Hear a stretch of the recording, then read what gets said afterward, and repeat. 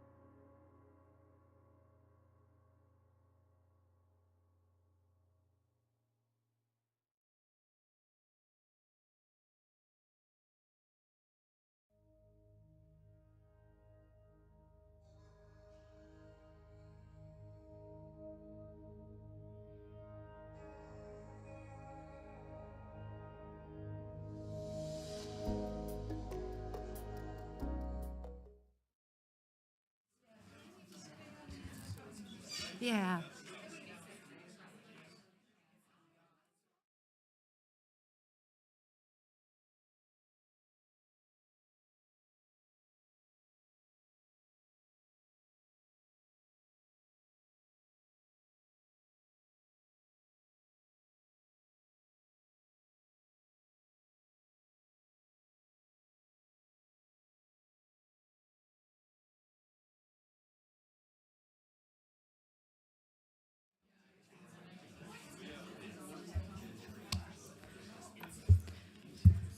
Good afternoon, everyone.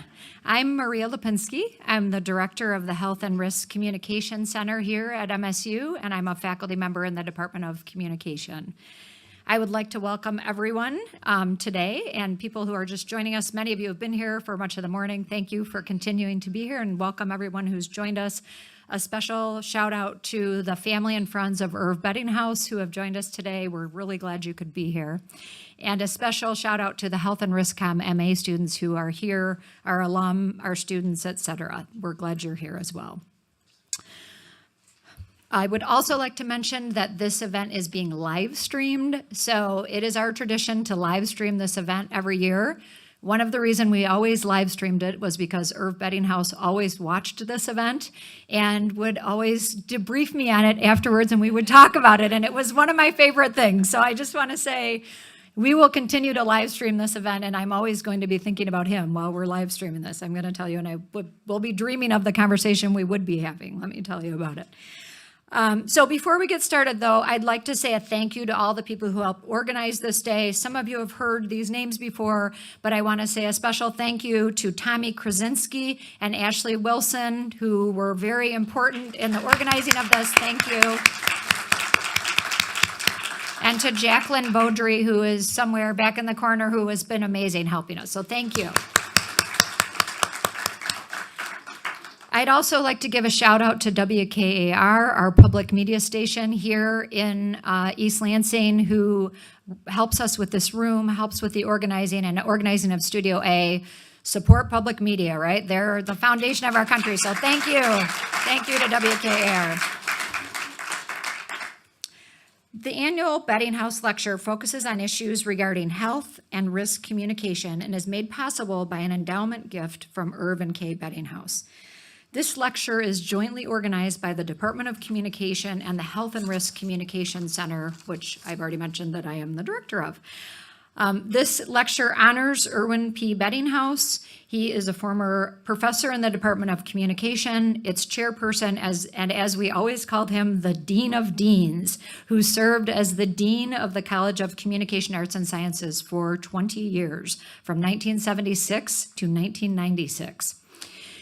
He was a force in our field. He wrote countless papers and worked with federal agencies, worked with so many wonderful students, and wrote what remains to be my favorite textbook on persuasive communication with Dr. Michael Cody, who was one of his advisees, and it's termed persuasive communication, and I still use it in my classes. I'm just going to mention that.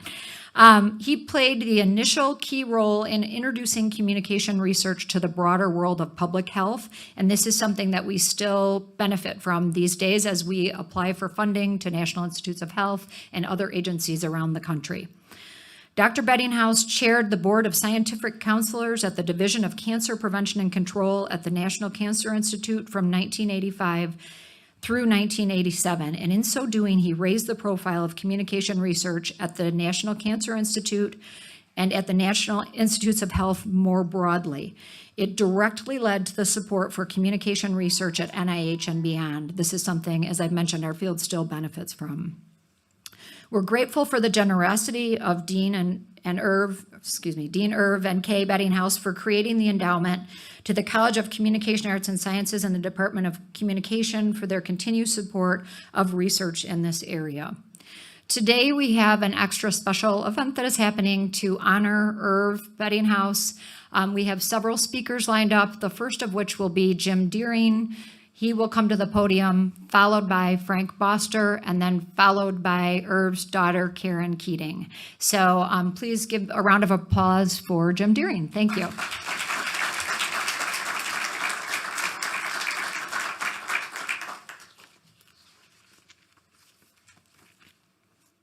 I've got reading glasses and an iPhone up here. Whatever you want. Leave them alone. Keep my hands. Before Irv Bettinghaus became dean of this college in 1976, Sam Chatterjee beat John Hanna in a game of poker. Chatterjee was director of audiovisual production for this college. John Hanna was ending a 28-year tenure as president of Michigan State University. They played poker every week at the time. The bet was if Chatterjee won, Hanna would move the long-delayed construction of this building up. Sam Chatterjee won, John Hanna retired, and 12 years later in 1981, MSU Instructional Planning and Facilities opened this CAS building that had been designed by Harley Ellington Corporation and built at a cost of $17,760,432. The name outside announcing the new building, the Sam Chatterjee College of Communication. That name lasted for 1 week until they took the sign down. Irv Bettinghaus had to navigate this and a number of other transitions as chairperson and then as dean. A new evolving field of study, rapidly increasing student enrollments, and a search for ways in which the new academic field of communication could make its mark with policymakers and funders in Washington, D.C.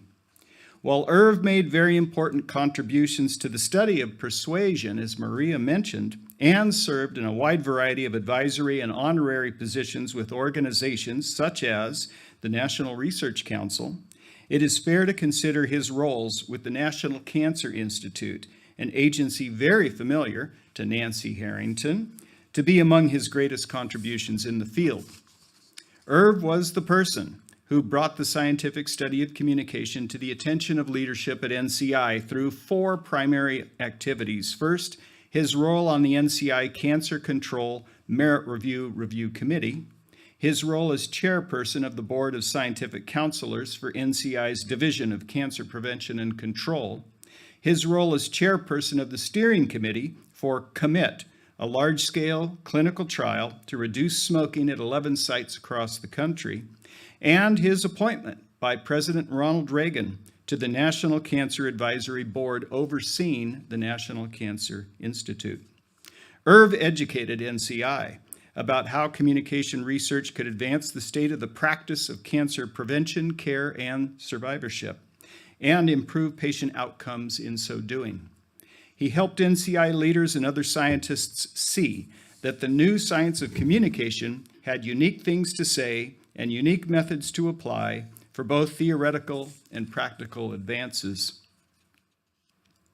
In 2010, while I was principal investigator for an NCI Centers of Excellence in Cancer Communication Research grant that pulled together 13 integrated healthcare systems across the nation, I hosted the annual All-Seeker meeting. Irv was my keynote speaker. It was revealing to watch the expressions of NCI leaders in behavioral science and what by then had become its cancer communication unit, as well as the communication scientists who had come to the meeting from the University of Pennsylvania, the University of Michigan, the University of Wisconsin, and Washington University in St. Louis, all of them realizing that in a developmental way, they owed their Cancer Communication Center grants, the single largest health communication research program in the United States, to Irv. Lastly, just a note of appreciation and acknowledgement for just how long Irv Bettinghaus stayed in the game of health communication research, 60 years. Thanks, Irv.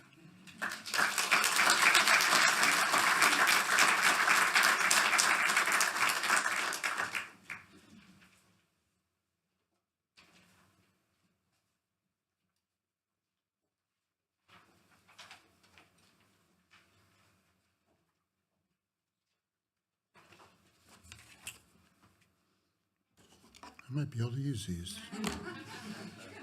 That could be of assistance. Yeah. Okay.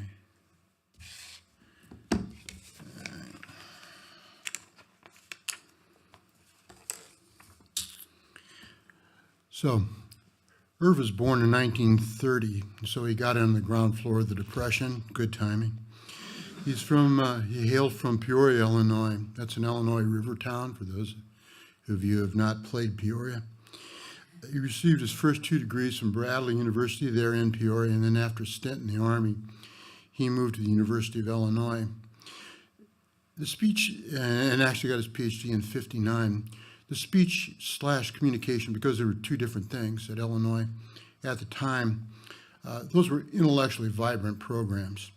Irv was in the speech program, which included such noted rhetorical scholars as Marie Hockmuth Nichols, Carl Wallace, a number of really exceptional rhetoricians.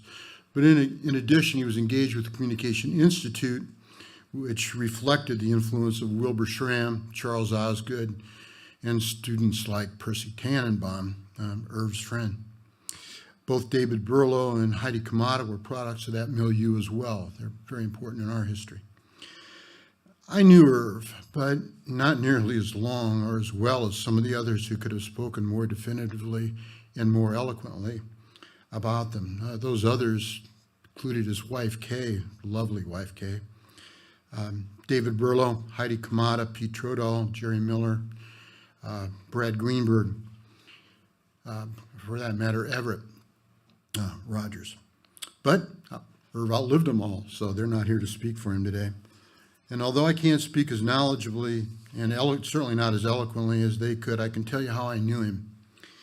And that includes as my chair, my dean, one of my professors, a member of my dissertation committee, and as someone who wrote a very important letter for me, which I still keep because that helped me get my first job. I want to talk just about a couple of traits that Irv had. There's a lot to be said about Irv, and there would be a lot to be said about Kay, I should add, but just 2 things. One of the traits I want to talk about is his selflessness. And I can best describe what I mean by talking about some examples. During his tenure as chair of comm, and then most chairs at MSU and in the field of communication, for that matter, were the highest paid person in his department. And during his tenure as dean, most deans were the highest paid person in their units here at MSU, but that was not true here. Irv spent a lot of time fighting for salaries, larger salaries for his most productive members, and sometimes that meant foregoing increases for himself. He really cared about the quality of the scholarship here, and that defined the comm department and the CES, and he did everything he could to promote it. Coming out of graduate school, he had great scholarly promise. He was a star. He realized some of it at MSU, but Some of it went unrealized because he forewent his research time to serve other people.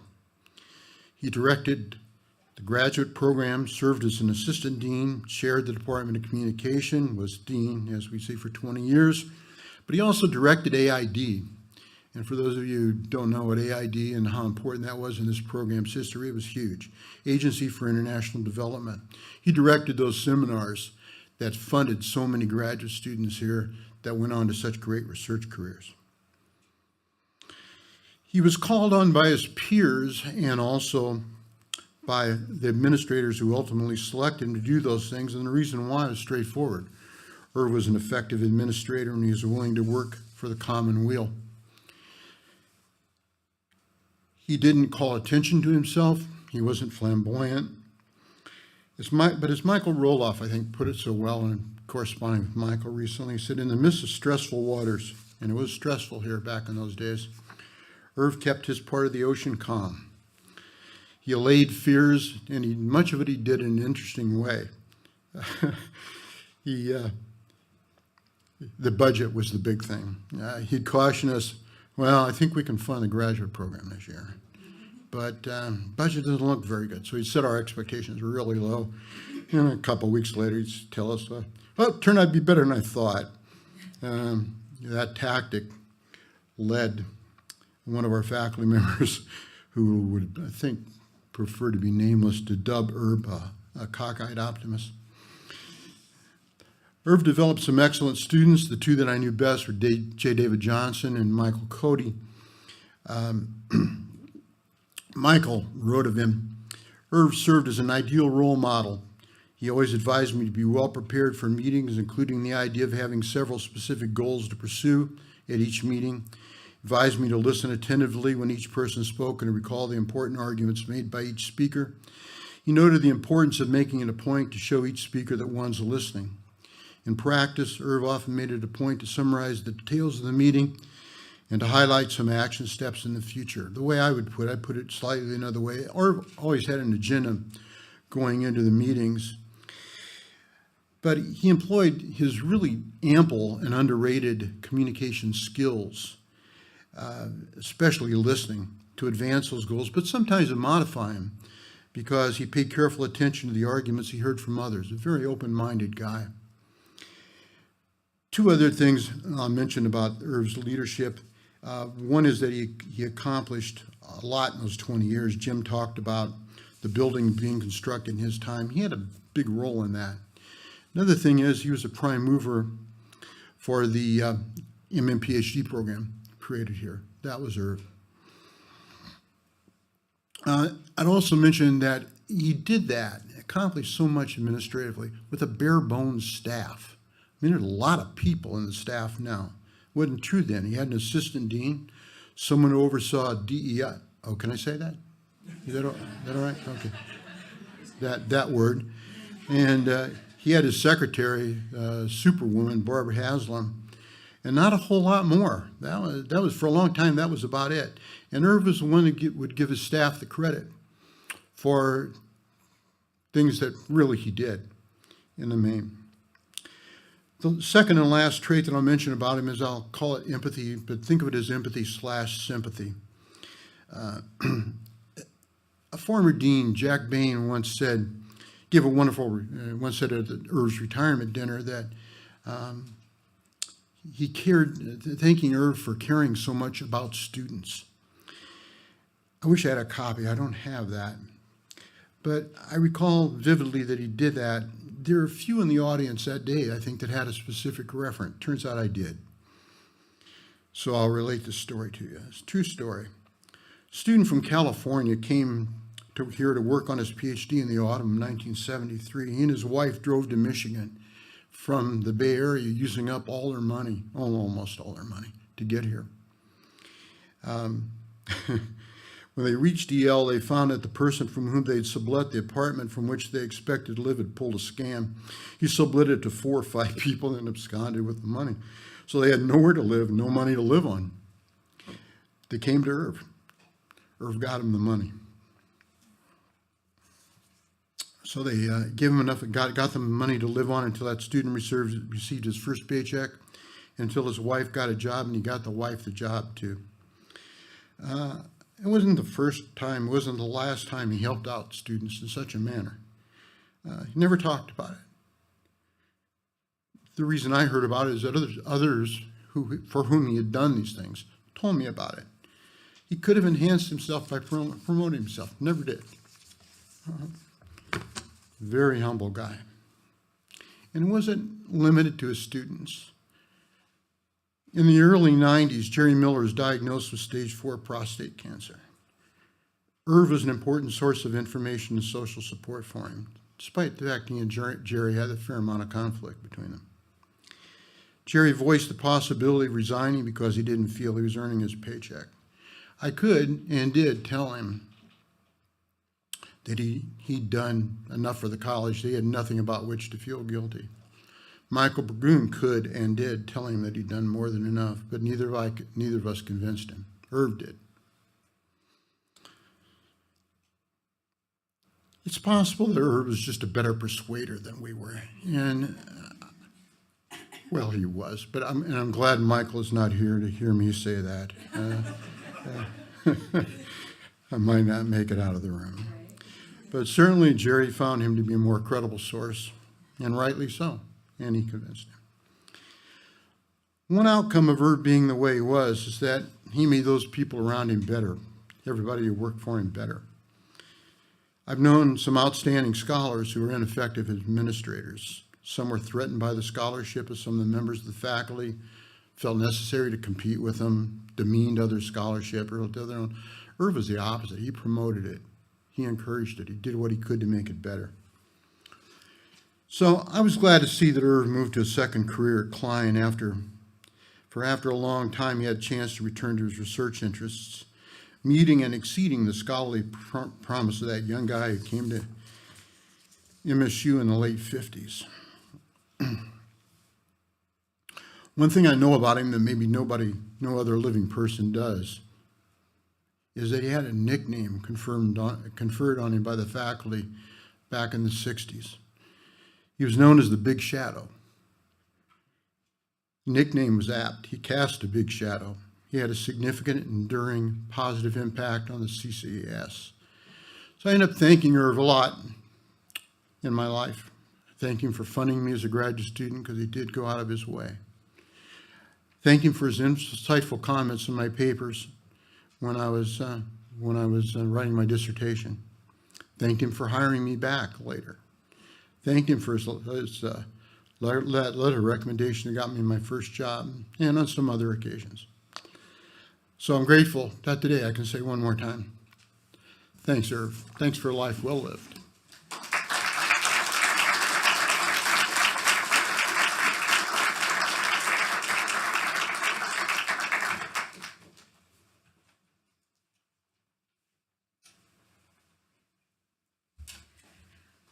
Thank you for that. Now I got to do this without crying. That was not helpful. So I'm going to start into this, but I've heard some things today that I'd like to add a little comment at the end afterward, and from both of the previous speakers and from my brother at lunch. Dr. Erwin Bettinghaus, who you knew, was many things: an educator, a researcher, administrator, scientist, and author, and a passionate advocate for improving the efficacy of health-related communication. He loved Michigan State University, unabashedly. Its students, faculty, academic programs, campus, sports teams, and reputation. He was immensely proud of his part in MSU's successes, but way more proud of his part in the successes of the students in his classroom or under his wing as the Dean of the College of Communication Arts and Sciences. I know how he felt about his work because he was also my dad. And my sister Joyce and brother Bruce's dad as well. But while his passion for his work was obvious, it did not detract from his other love, and that was being a great parent. The personality that made him a compelling teacher for college students also made him a great father for the three of us, from infancy through our childhood. He was raised by a very strict and critical mother, and for whom life was about towing the line and following the rules. He resolved in his teenage years that he wanted to raise his own children differently than he had been raised, and from the day I was born, he set out doing so. He and my mother, both being academics, studied the new parenting styles of the late 1950s and 1960s as if it were a graduate level class. And the call for a more nurturing, gentle, child-centered approach resonated with Dad in particular. It turned out that he just loved kids. Many of my earliest memories are of sitting on Dad's lap while he read to me, talked to me, sang to me, or rocked me to sleep. He was a snuggler and a tease who nicknamed me Schnickelfritz, or mischievous child, no matter how well behaved I was. As a toddler, he would always sing us a song before bed.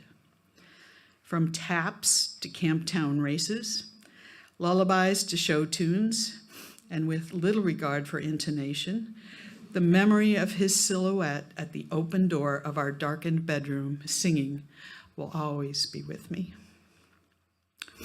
I knew I was going to need this. As we grew, Dad was always close to us, unless he was traveling for his job. He did all the cooking throughout our childhood, except that he drew the line at baking, which was left up to my mom. He loved to cook, although he firmly believed that the children would enjoy all of the dishes he prepared as much as he did, which was often not the case. German family recipes like liver loaf and tongue sandwiches were often not a hit, and much negotiating of acceptable menu items occurred in our house. That being said, he was a very good cook, and he taught us all the fundamentals as teenagers. He did not, however, like to wash dishes. This chore was completely the responsibility of the kids and resulted in a majority family vote prior to Christmas 1969 to select a new dishwasher as our family gift rather than my father's vote for a new color TV. He graciously bowed to the Democratic majority and gave up his TV while we reveled in the freedom of reduced washing and drying labor. Even with his duties at the university and his family, Dad made time for his personal interests and hobbies. He had loved tropical fish since he was a teen, and by the time I was about 10, the basement rec room of our home had been transformed into a tropical fish showplace that rivaled any local pet store. Between 8 to 12 tanks lined the walls on all sides, mostly with fish, but occasionally a reptile or two. Cleaning and maintaining them was a big job, and he taught us to help out a bit, but the bulk of the work fell to him. It was clear to all of us, however, that those tiny, sparkling creatures provided him with such delight that he never complained. He also enjoyed building model boats, from Viking longships with individually painted oars to fully rigged schooners. And he loved fishing in the northern Michigan lake that we visited for 2 weeks every summer. He would take each of us individually, starting at about age 4, fishing with him. Starting with a cheek-nuzzling wake-up at about 5 a.m., long before it was light, he would get us up and dressed and into the fishing boat while the rest of the family slept. In the dim early light, we would motor through the mist rising off the lake until he picked the perfect lucky spot for that morning, helping us bait and drop our line with a cane pole when we were young, and graduating to casting lessons with rod and reel when we were older. All three of us remember those mornings as some of the most special times of our lives. We got hours of personal conversation and instruction from Dad, and the fun and excitement of catching fish, and the glow from his pride in our accomplishments that lasted for days. As we got older, my parents became determined to show us as much of the world as they could, with limited time and being professors, financial resources. When the kids were all under 10, and my father had a 6-month sabbatical from his job at the university, they planned a massive camping trip for the whole family. Starting in Michigan, dropping south to Texas, and then circling the western part of the U.S., including New Mexico, Arizona, California, Oregon, Washington, and returning across the northern part of the United States. We camped in tents set up every evening by my parents and their very inefficient helpers. Dad always cooked on a Coleman stove, fueled with white gas and an ineffective pressure pump. Dad and the stove had a love-hate relationship. His pride at making it work successfully balanced fairly equally with his intense frustration when it didn't. We ate dry cereal for breakfast, bologna sandwiches for lunch, and sometimes cereal again for dinner, depending on the mood of the stove. During his next sabbatical, when I believe he was supposed to be writing a new book, we went to Alaska, driving from Upper Michigan through Canada and north on the Alcan Highway, camping again in canvas tents with 3 young teens in a van on a padded platform built by our dad over our equipment store below, with our car top carrier and mom and dad in front, usually arguing about her navigation and his driving. We camped 3 weeks at a time with 1 day at a hotel in between for everyone's sanity. In hindsight, after raising 2 kids of my own, the effort it took for my parents to do these trips was staggering. Dad truly enjoyed camping and had a special expertise in fire starting. The secret to his success was a meticulously arranged, he got this from Boy Scouts, by the way, a meticulously arranged pile of graduated size sticks and logs, liberally doused with 6 to 12 ounces of white gas, and a casually tossed match. The resulting fire blast would often startle nearby campers, occasionally singe Dad's eyebrows, and always delight the kids. Whenever we would camp near water, he loved to skip stones, doing his best to teach us how to reproduce his impressive 6 skip 8 pity-pat performances, and delighting in our accomplishments when we would succeed. In junior high and high school, all of us became competitive swimmers, first on club teams and later at the high school level. Dad was the president of our club for several years and always served in some advisory and support capacity on all of our teams. He was our biggest cheerleader. He drove to countless swim meets all over the state and coached, supported, advised, and encouraged all of us. And regardless of our performances, he always praised our effort and gave his assurance that we would, quote, do better next time.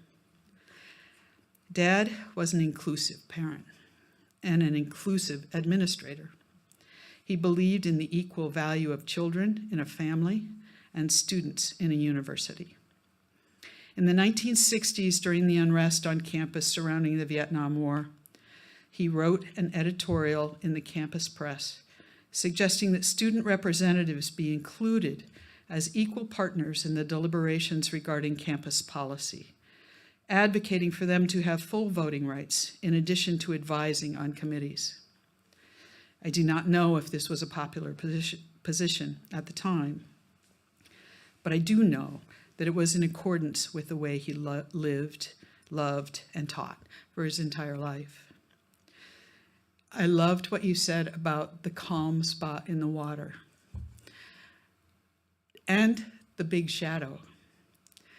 Dad was a big shadow, and he moved through his life, and he left a big wake, as my brother said, on that water. Should any of us believe that one person can't make a difference? This was a person who made a huge difference and would have encouraged everyone in this room to look behind them and see what kind of wake they're leaving in the water, because we can all do it. Thank you.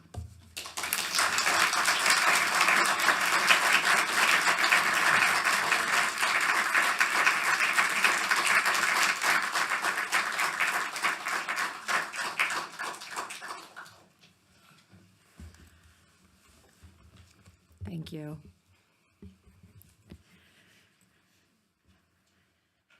I would like to transition now to our Bettinghaus Endowed speaker for this year, who is Dr. Nancy Grant Harrington from the University of Kentucky. I know, I don't want to start crying up here, and let me just take a minute. Dr. Harrington received her BA and MA at University of Cincinnati in Ohio and her doctorate at University of Kentucky. She is a university research professor in the Department of Communication at University of Kentucky. She also holds an academic appointment in the UK College of Public Health, is a faculty associate in the UK Multidisciplinary Center on Drug and Alcohol Research, and is a founding faculty associate of the UK Center on Health Equity Transformation. Dr. Harrington's research focuses on persuasive message design for health behavior change interventions and challenging conversations in healthcare. This is an area that Dean Bettinghaus pioneered in our field. She has played a key role in several NIH and CDC-funded studies totaling more than $10 million in grants. She has published more than 100 journal articles, chapters, and encyclopedia entries, and has authored or edited 5 books. Today, she'll be talking about her newest book on message design that is expected for publication in the spring.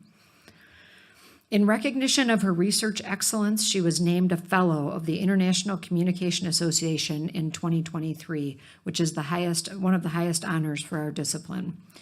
She has received numerous other awards for her work, including the National Communication Association's Health Communication Division's prestigious Dale E. Brasher's Distinguished Mentor Award in 2016, which is a testament to her mentorship of students.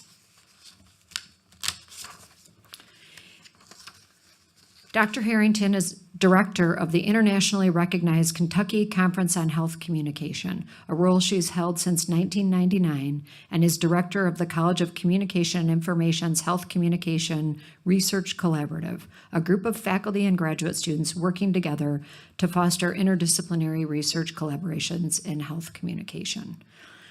We'd like to welcome Dr. Harrington. We are excited to hear about your work and grateful that you could join us today. Thank you for joining us. I would ask the audience if you would hold your questions to the end. We will bring someone around with the microphone to do question and answer. So thank you.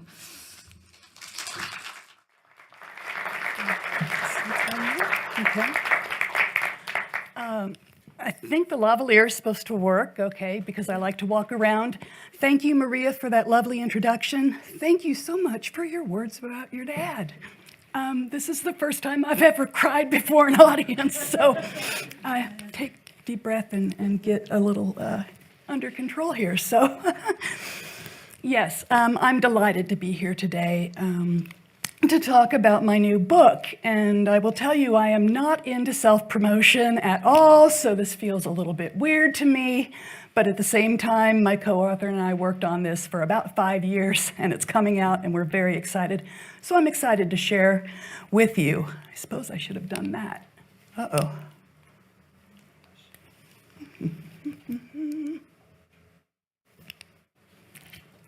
Now, Bobby told me that if I press this button...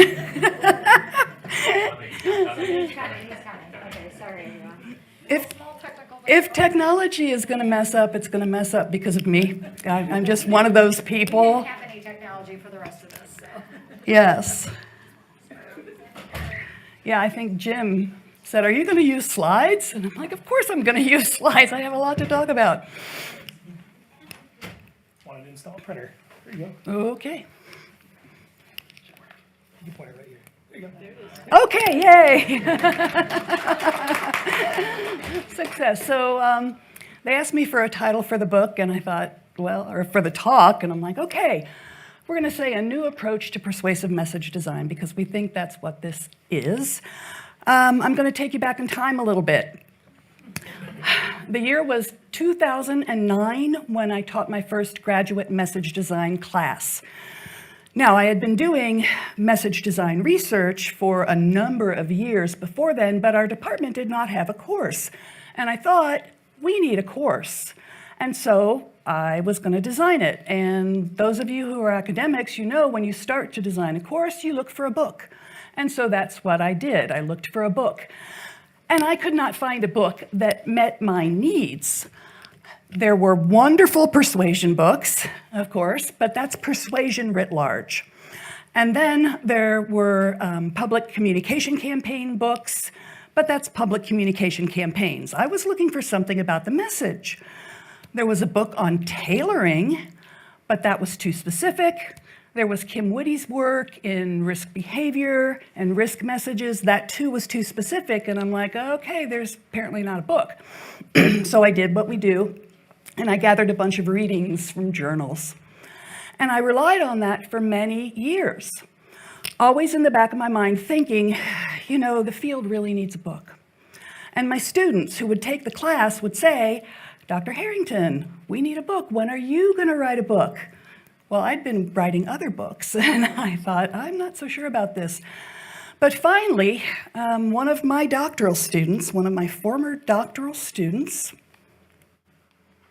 there we go, Katie Head, who is now an associate professor at Indiana University, Indiana, and if I didn't say it already, she was in my first class that I taught. She kept up bugging me. When are you going to write the book? When are you going to write the book? When are you going to write the book? And finally I said, Katie, I will write the book when you write it with me. And she said yes, and here we are. I do want to acknowledge our two editorial assistants / therapy dogs. That's Bryn on the left, mine, and that's little Kirby dog on the right, that's Katie's. We would take several writing retreats to make this book happen. If you write a book, take retreats, because that way you get away and you get to focus. And so after a lot of work, there we go, our book, yay! Persuasive Message Design, published by Routledge. And you can see the overall structure over here. We have a section that provides foundations. The majority of the book is the section on what we're calling message elements. And then we have a section putting it all together because we want this book to be useful not only to researchers, but also to practitioners who are working in the field to design messages. I want to draw your attention to the cover. We chose that cover on purpose, obviously, but with a little strategy in mind. The thing about message design in our field, we approach it as a social science. We want to know what all goes into making a message more persuasive. We should be very systematic about that, but at the same time, we have to acknowledge that it is a creative activity. Bill McGuire called message design an art, a craft, and a science. And so that's what we were trying to get at here with the flowers and the test tubes. So if anybody asks you, please help me explain why we did what we did with the cover. All right, so we had, okay, there it goes. We had many, many goals for the book, very lofty. So one, we wanted it to be a comprehensive resource for the discipline. Two, we want to establish a common vocabulary for the field.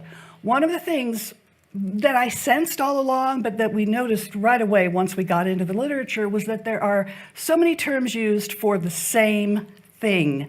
And so I'll give a quick example. There's controlling language, domineering language, threatening language, all referring to basically the same kind of language. And it's used across multiple articles and sometimes used within the same article. So we want to offer some consistent terminology. Provide conceptual and theoretical foundations for designing messages. Present a working list of message elements to conform the content, structure, features, and format of the messages. And then we spent a lot of time demonstrating how these elements have been studied in the empirical literature. And then finally, provide guidelines for message-focused design research, data analysis and interpretation, and reporting standards. So those were our very lofty goals for the book.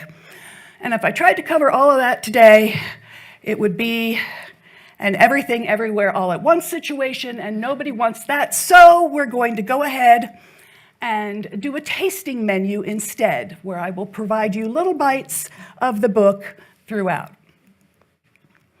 And so therefore, the goals for my talk are not too lofty. I am going to, this is the weirdest thing, provide our definition of message and our characterization of message elements, highlight some of the conceptual and methodological complexities inherent in message design research, discuss core aspects of message development, emphasize essential aspects of message design research, preview some of the standards for reporting studies that we developed, and share the message development rubric to guide our future message design research and practice. So you all, that's a handout that they kindly put together for me. And so on the one side, there's the actual message design rubric. I apologize, it's teeny tiny. And then on the other side are the references I'm citing today.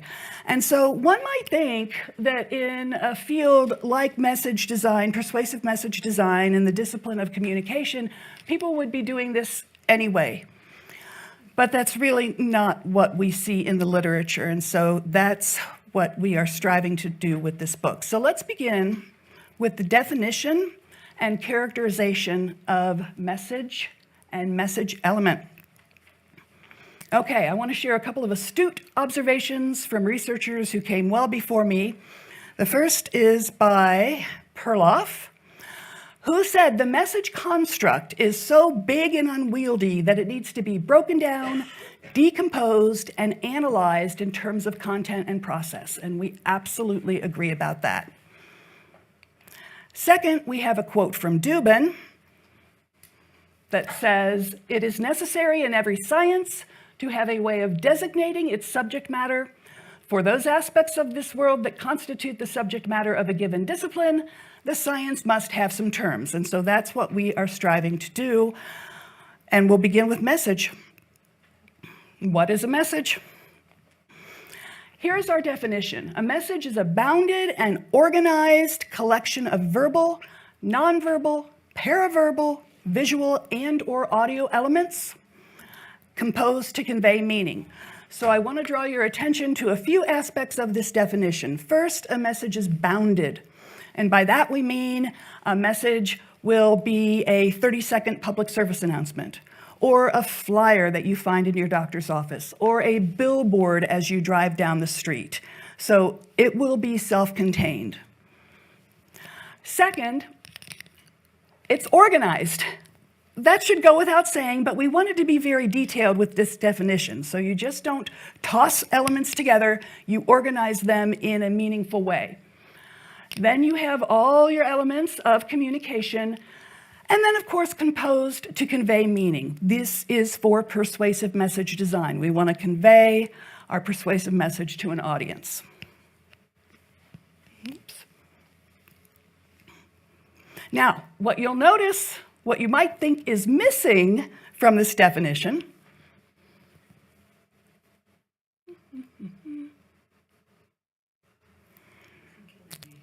is, okay, what's missing from the message is source, receiver, channel, and destination, or what McGuire would call the behavior that you're trying to affect. This is not part of our definition of message because we think the message itself has just been so relatively neglected over the years that we want to say, yes, these elements are important.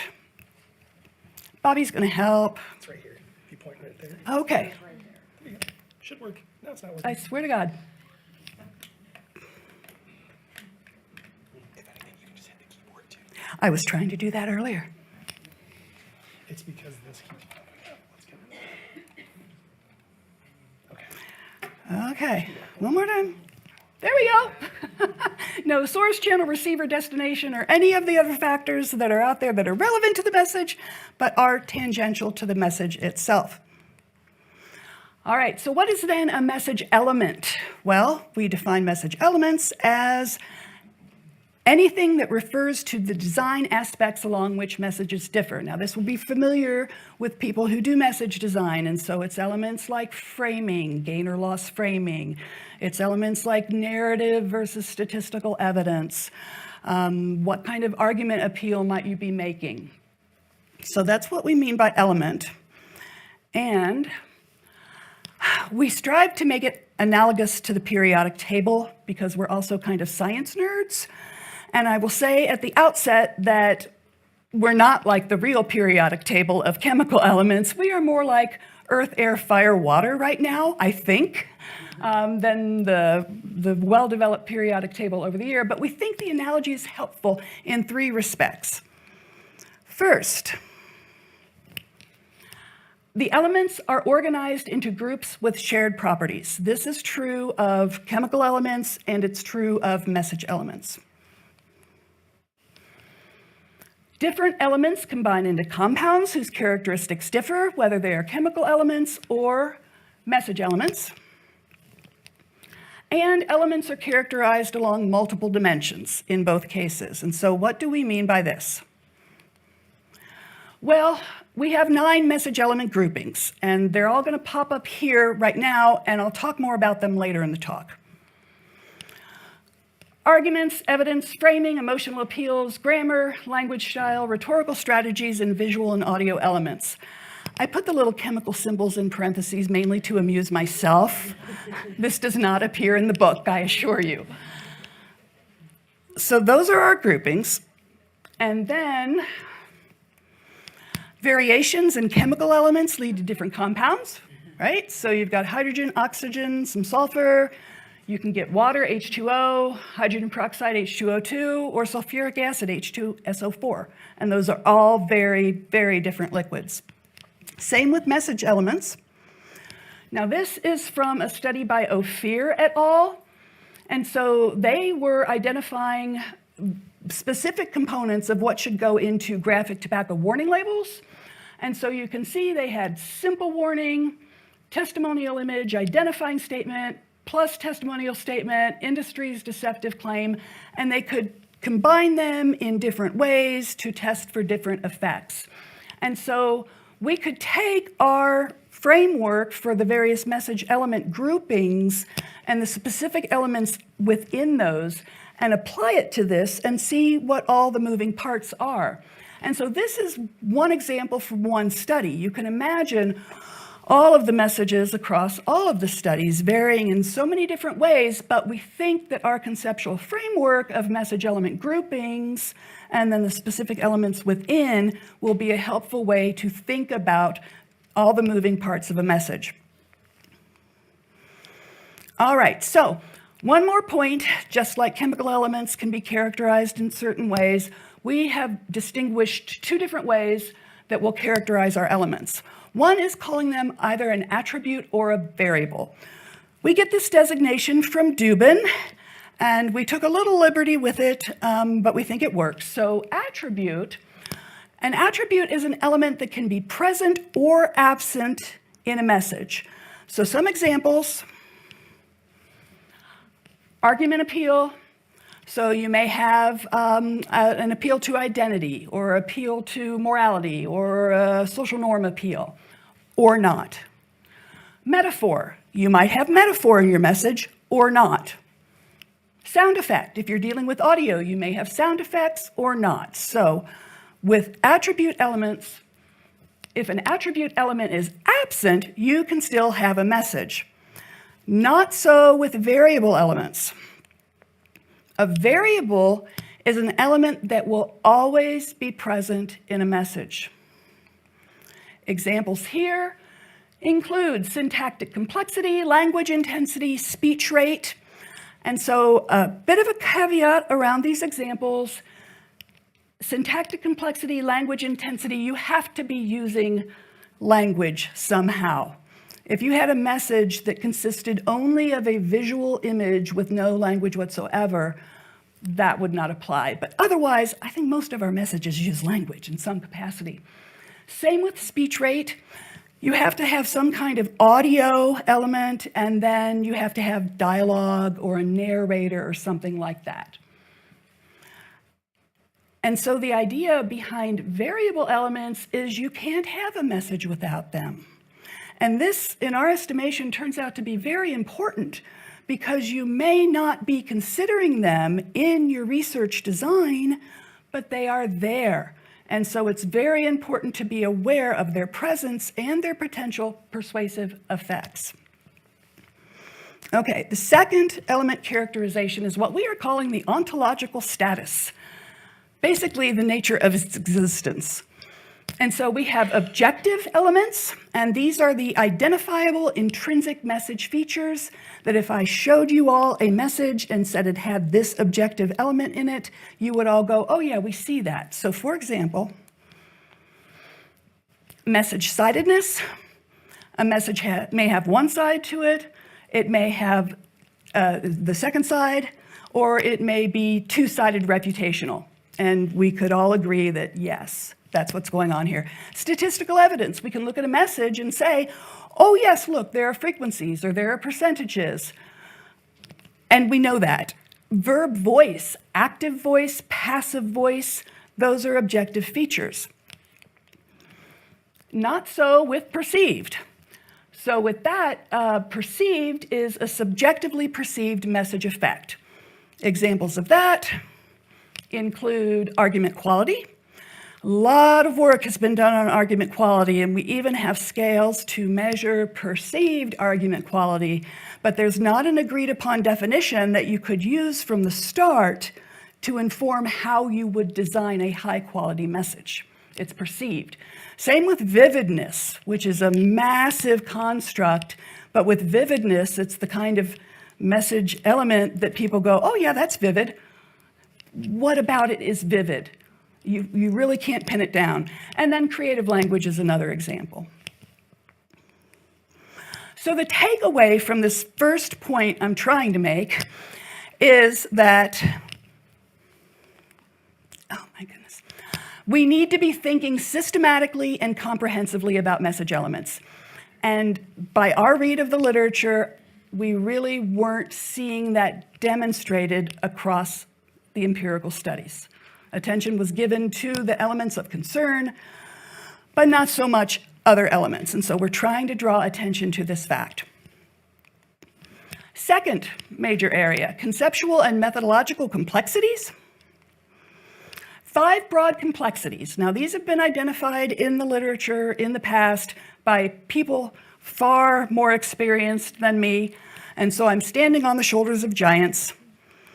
But first, we have the idea that there are infinite message variations. This comes from Capella. So many ways to design a message in so many variations that it's just the nature of the beast. We have to be aware of that. 2, inherent message complexity. This comes from Slater et al., who distinguish between message variability and message heterogeneity. And so variability is what we're trying to control in our experimental messages, whereas heterogeneity is everything else that's in there. This primarily concerns messages that researchers will use from outside of a study where we would design our own messages, so like from a PSA repository. And so you find PSAs that, oh, look, there's gain frame, there's loss frame, I'll get those. But they vary in so many other ways. Message variation reconstructability. I'm going to take a sip of water before I get into this one. This comes from Hoken and O'Keefe. So much of the message design research looks at 2 variations, variation A, variation B. And they noted in the literature there are 3 kinds of reconstructability: complete reconstructability, semi, and non-reconstructible. And what that means is if you have one of the messages, can you deduce what the other message will be? So a fully reconstructible message would be something like a gain frame message. So if you use sunscreen, you will have beautiful skin. If that's all I knew, I could guess pretty well that the loss would be if you don't use sunscreen, you will not have beautiful skin. Semi-reconstructible, an example is like words on screen, where people will take clips from television shows and add words to explain what's going on. So if I had the version with the words on the screen, I know full well that if I take those words away, then I have the non-words on screen. But if I have the version where there are no words on screen, I can't possibly deduce what the words would be. And then finally, non-reconstructible, if I have A, I've got no earthly idea what B is. An example there is narrative versus statistical. And they say this is important to consider because it has everything to do with effect sizes. When you look across the literature, if people are studying fully reconstructible messages, the effect sizes are larger. Semi-reconstructible in the middle, non-reconstructible, much smaller effect sizes. And so that has a lot to do with replication and understanding what aspects of messages are having effects. Perceived versus objective message characteristics. This is the ontological status. And then finally, relative versus absolute persuasive effects. And this is going to be the one that I focus on in a little more detail. So, in 2021, those of you who do message design research will recall that O'Keefe and Hogan came out with a meta-analysis in which they considered 30 message variations in more than 1,000 studies. And they told the research community that none of the variations produced a large effect, a large persuasive advantage for one variation over the counterpart. So you're comparing A, B, C, D, E, F, you got nothing. To make matters worse, the moderator variables also had little effect. So, to those of us in the message design community, this was a bit of a gut punch, and people are questioning their life choices. But that is not what O'Keefe and Hogan wanted us to take away from it. They were talking about relative effects. Oh yeah, that's the headline that blew our mind. This was their article title. Don't make a difference to persuasiveness, can't be counted on, you're wasting your time. But no, again, that's not what they wanted us to do. Relative persuasiveness is interesting, but absolute persuasiveness is what matters. We are trying to get people to change their attitudes, their intentions, their behaviors, and so it's the absolute persuasiveness that matters. Now, relative persuasiveness is interesting, of course, it's theoretically compelling, and so I'm not saying toss the baby out with the bathwater, but we need to be concerned because even if we're trying to find that knowledge, the studies that have been done, that possible effect can be cured by the host of problems that we found in the literature. And so that message heterogeneity I mentioned earlier, the potential influence of message elements beyond those that you're manipulating, and improper message element instantiation, and I will talk about that more in just a minute. All right, what about message development? There is a lot that we cover. I'm not going to describe it because I'm a little worried about time, so instead I'm going to jump ahead and talk about message element instantiation and attribute versus variable elements.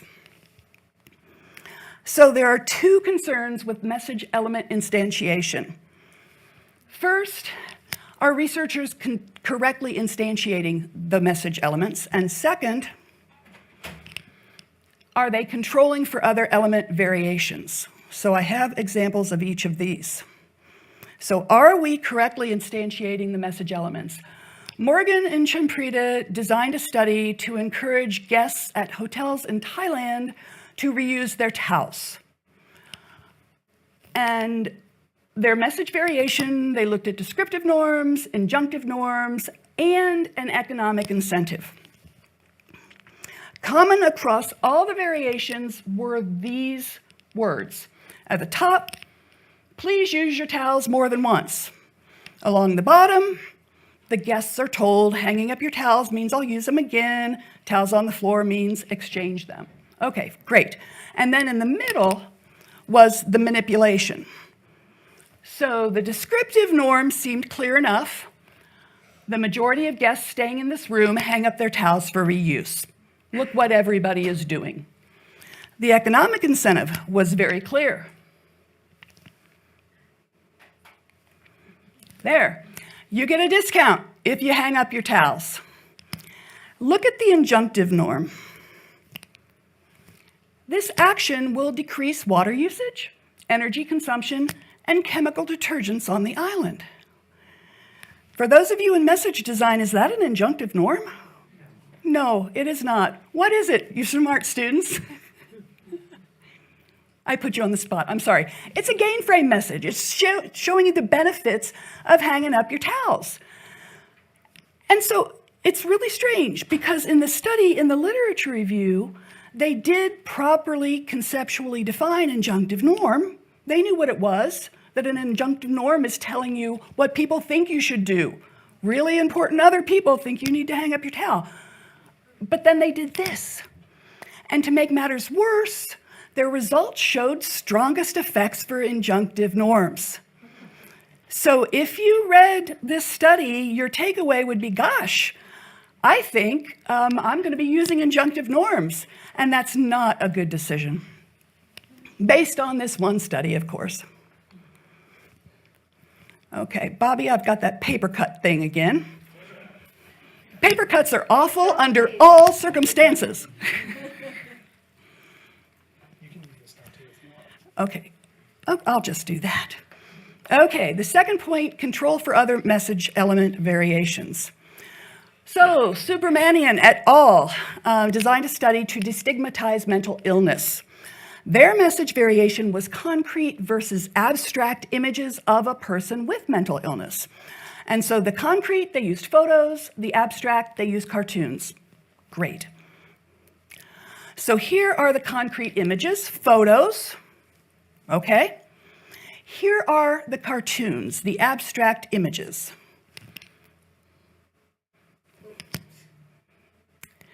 These are cartoons, I'll give them that much, but they also contain metaphors. Now, interestingly, they acknowledged this in design or in writing about how they designed their message. They said we wanted to use visual metaphors for the abstract condition. And I'm like, why? Because you were interested in concrete versus abstract, not metaphor, no metaphor. And their analysis did not account for this. So it's like, okay, guys, this is why we think it's so important to critically look at the messages you're designing. So there's the problem. All right, the other main area here is be mindful of attribute versus variable. So again, attribute can be present or absent. Variable is always going to be there. And make sure you recognize all the elements in your message because they can have persuasive effects. Everything we review in the book in terms of message elements have been studied for their possible persuasive effects, including grammar, believe it or not.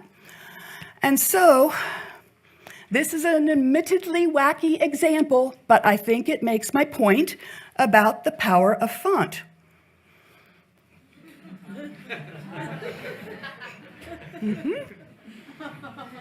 Thank you, point made. So be aware.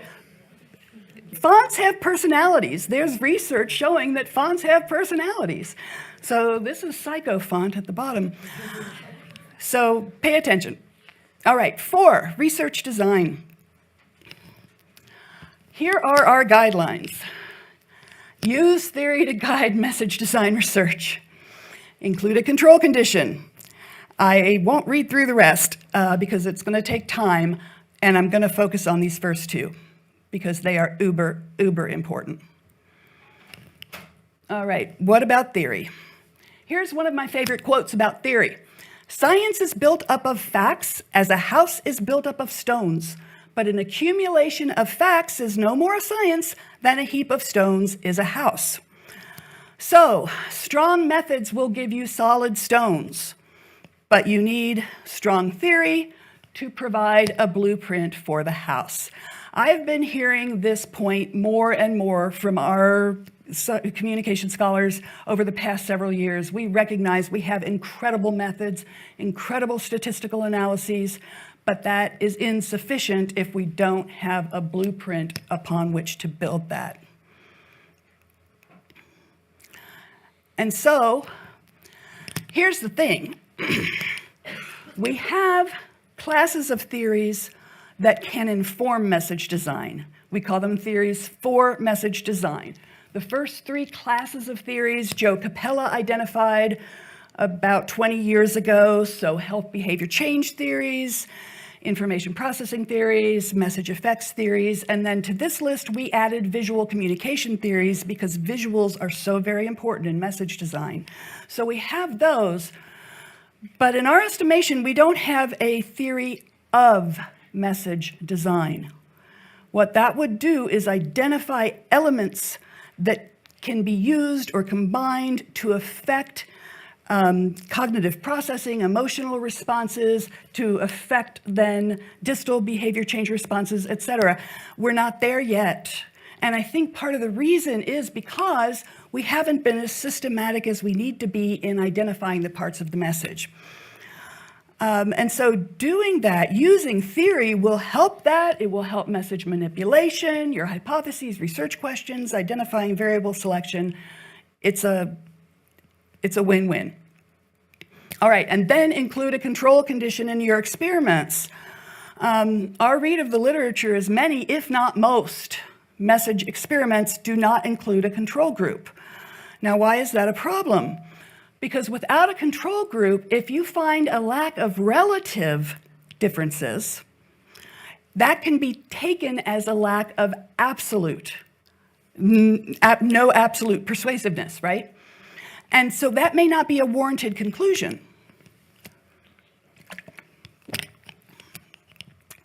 And so O'Keefe, I don't know why O'Keefe didn't write this book, but he didn't, so we had to.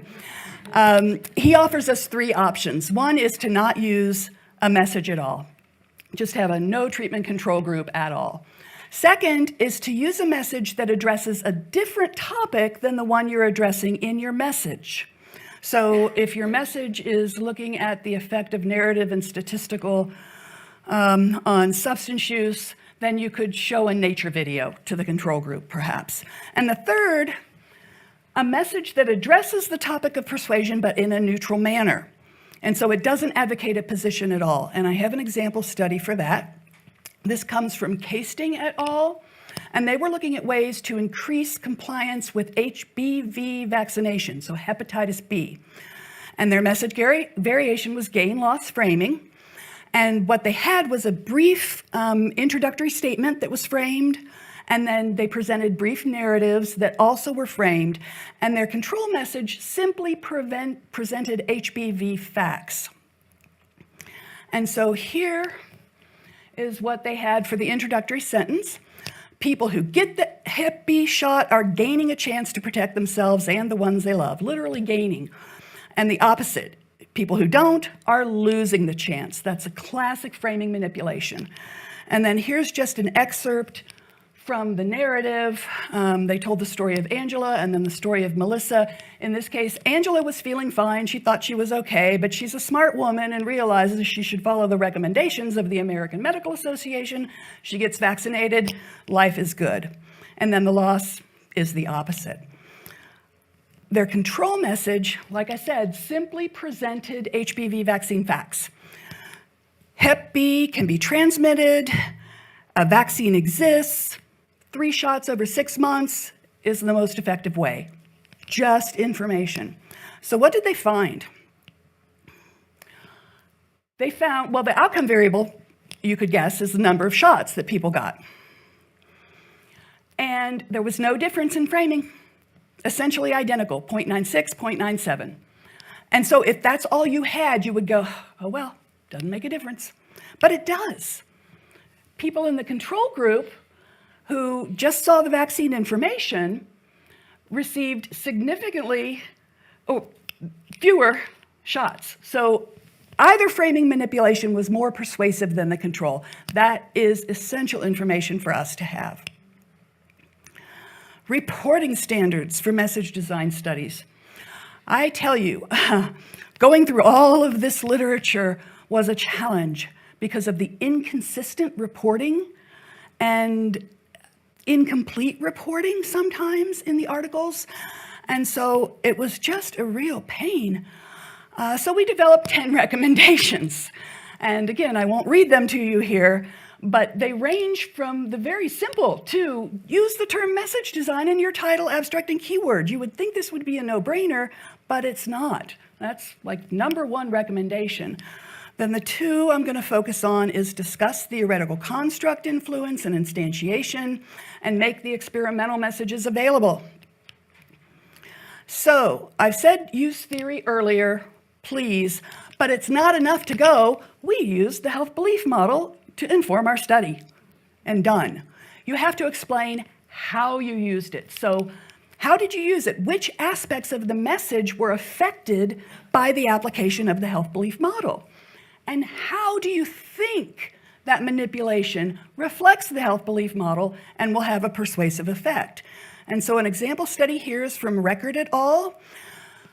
They were looking at ways to increase compliance with a new tobacco-free policy that had just been implemented on a campus, and they were guided by the theory of planned behavior, which draws attention to attitudes, norms, and perceived behavioral control. So their messages focused on negative attitude by providing health facts about tobacco. Social norms, they showed photos of non-smoking students all over campus. And behavioral control, they provided information about free resources to help you stop using tobacco. They made this very clear. And then please make the experimental messages available. Ideally include them in the publication. I was such a happy camper when I would read an article and, oh, look, there are the messages, yay. Sometimes I had to go to the online supplementary material. That's okay too. Takes a little extra step, but hey, it's there. And that's important if you're using video messages, audio messages, you can't put those in print.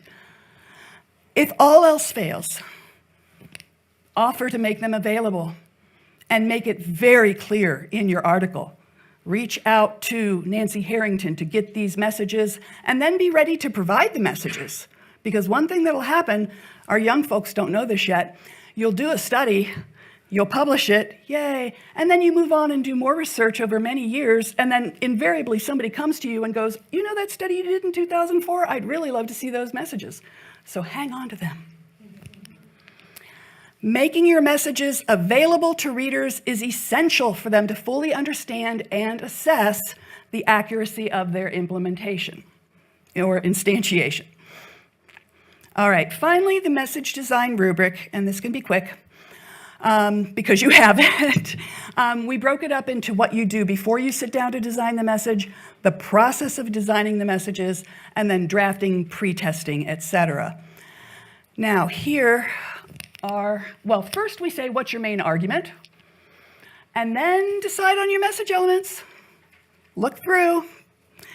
And remember that although you may be choosing one or two elements, others will be lurking, and so please be aware of them. And I will not read these because I want to leave time for questions, but these are examples of all of the different elements that we have. Paper cut. And if I haven't made this clear already, and I don't think I did, within each element grouping, we have more specific elements. So for argument characteristics, we talk about inductive, deductive, Toulmin's model, message-sidedness, argument order, conclusion explicitness, justification explicitness, and various kinds of appeal. So these are everything you have to work with, and we think this is a comprehensive list. We think every way you can look at a message will be captured by this. We could be wrong. This is a first edition. And one of the things we say in our preface is that we want feedback from readers. We truly welcome feedback. And so here are my concluding thoughts. First, I'm going to offer some thoughts about books overall, and then I'll talk 2 or 3 things about this book. So observation about books. We'll look at Dr. Perloff again. Perhaps it would be nice if we could come up with simple answers to all persuasion's questions, but we cannot. And thus, the job of a book writer is to summarize the complexities in an interesting way that intelligent people can appreciate. That's what we hope we did. We tried very hard to make the book interesting, and we know our readers are intelligent people. The second observation about books, especially for those of you thinking about writing one, writing is like reading, except the book is trying to kill you. This is very, very true. But we survived. Therapy dogs. And so my thoughts on what we've done, like I told you, we put years and years of work into this, poured our hearts and souls into this. We want it to be useful for you. We think it will be, just based on our own experience. My experience so far, having written this book and turned it in the middle of August, I find myself going back to it repeatedly to look at various aspects, to share with my students when they have questions.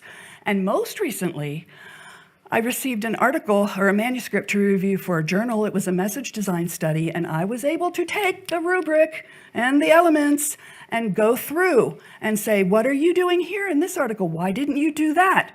What is this decision? How come this variation and not the other? I don't know if the author liked that very much, but I sure did. I found it very, very helpful. And so with that, I thank you for your attention, and I welcome questions.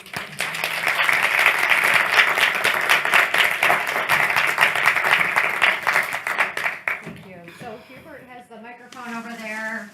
We've got one question right here. Yeah, just if you can raise up your hand and I'll come on over.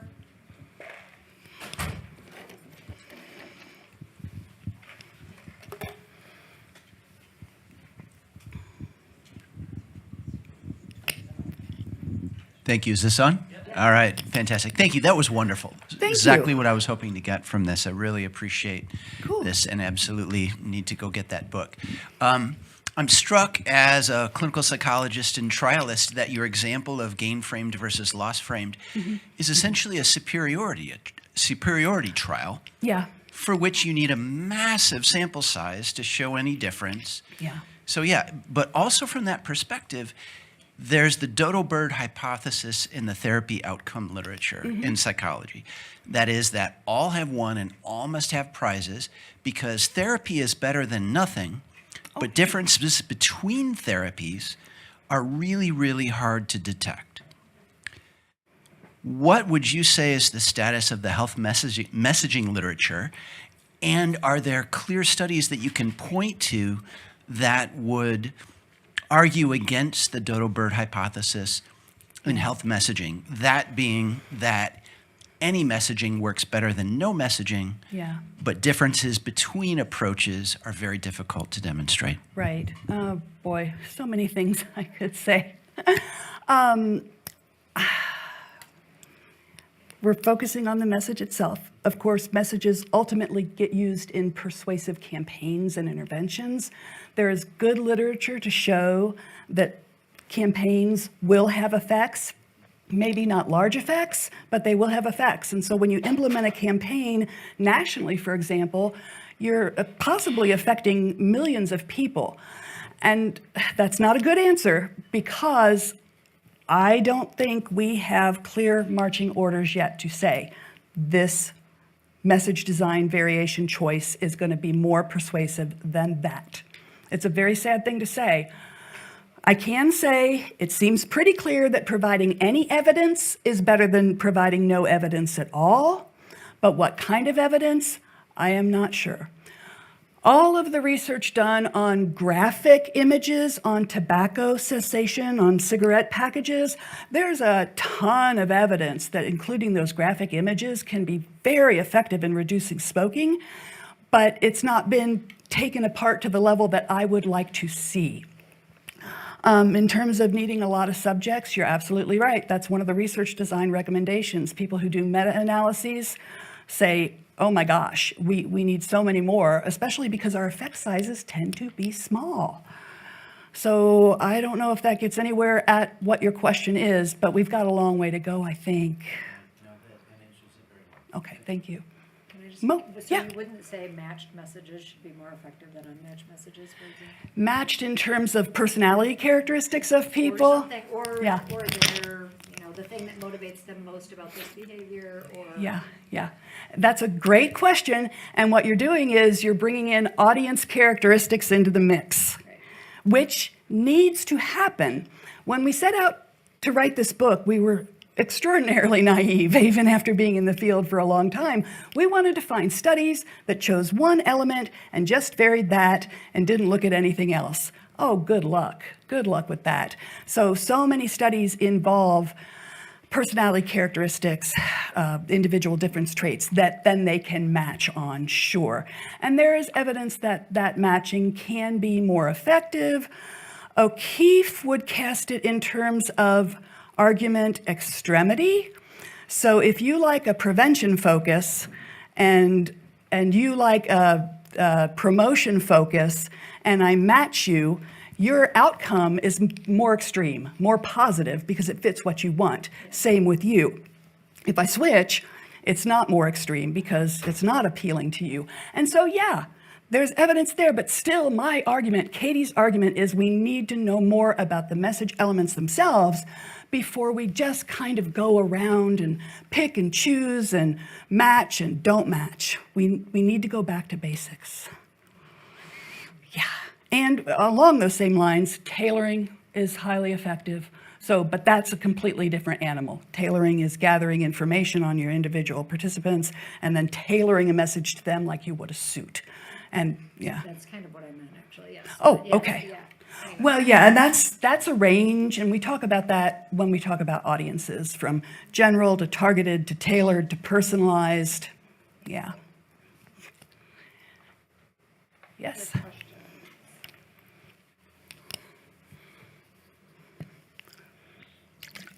I probably have overwhelmed everybody. I apologize for that because it's like a fire hose. Yeah, I can. Thank you very much. I loved it very much. I've long also felt the need for something like that. That's why I really like it. One question though, what role do you see for kind of big data, Twitter or whatever the medium of the day is in terms of harvesting and analyzing naturalistic messages that may or may not necessarily fit into your categories here? Yeah. But they contain, will, Ralph. contain things that are not yet thought of, kind of. Yeah. That's interesting that you bring that up because a lot of argumentation research does that very thing. They collect messages in the wild and they look for argument structure specifically.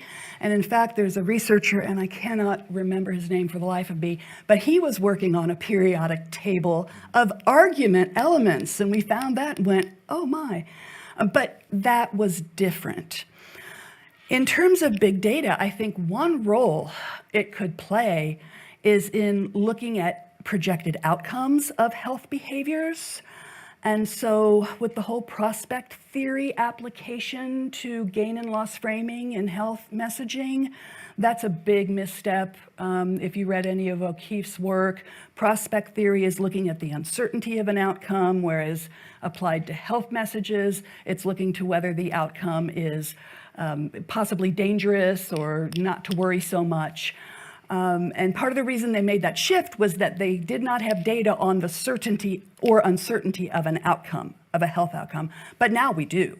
And so that's where I would say we have information that could inform that. Is that okay? Okay. Yes, I thought you were going to ask about AI. No. No, we should talk more, though. Thank you for your talk. It's very good and it's pretty relevant to my research area, and I really appreciate it. So I have a question that's related to one of the earlier points you made in the talk. Is that a lot of constructs, while we are pointing at the same thing, people use different terms. Yes, ma'am. Yeah, and especially the example you used about controlling language or dogmatic language or other kind of the same thing. We are Dogmatic's actually another, yeah. we are actually working on a paper using that variable, but I'm wondering while we are writing our papers, do you have any guidelines for picking the right term or the right names for these variables? We do.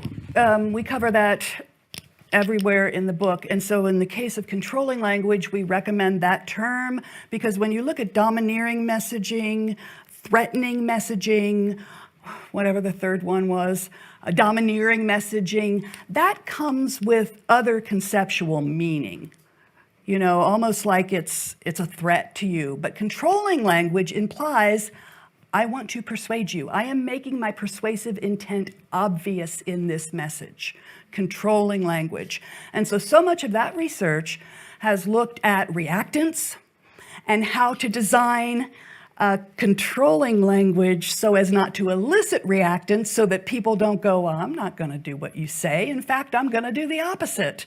And that's a tightrope to walk because on the one hand, you want to be clear of the recommendation, but on the other hand, you don't want to have people go, forget you, I'm not doing what you tell me to do. Thank you. Because controlling language and reactants is what exactly we are doing. Yeah. Thank you so much. Well, look at chapter 9.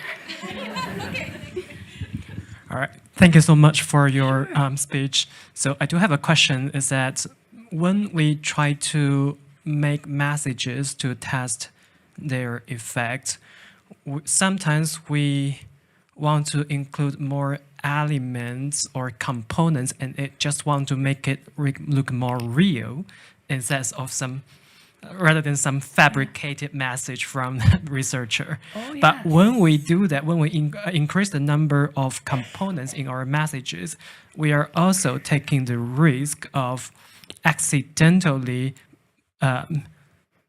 adding more variables or elements that are not intended to be included in the study. Correct. So do you have any comments on this phenomenon, this conflict? Yeah, it's a bear. It's a bear. It's the nature of the beast. It's the idea that, as Perloff said, messages are so complex that there's so much going on there. And so I think the best approach is to first be aware of it, and then two, do your best to know the literature, to know what's not going to get you in trouble. You know, and so what kind of background, if you're using color, will be neutral? If you're using font, what font is just going to be as plain as possible so you don't get unintentional font effects? I mean, an example, a silly one that we used in the book beyond the font with the Valentine is Comic Sans. Everybody knows Comic Sans is a ridiculous font. But if for some reason you chose to use it in your study comparing statistical and narrative, you could find no effects because of your font, your poor font choice. We think this has not been tested. This is hypothetical. But yeah, we have a lot of work to do. We have recommendations for when you sit down to start to put together a message. Exactly what do you do other than stare at a blank page and cry? So we have some guidelines there. And yeah, there's a tightrope between tight internal validity and ecological validity. That was another one of those issues that we raised in chapter 14. Sure, yeah.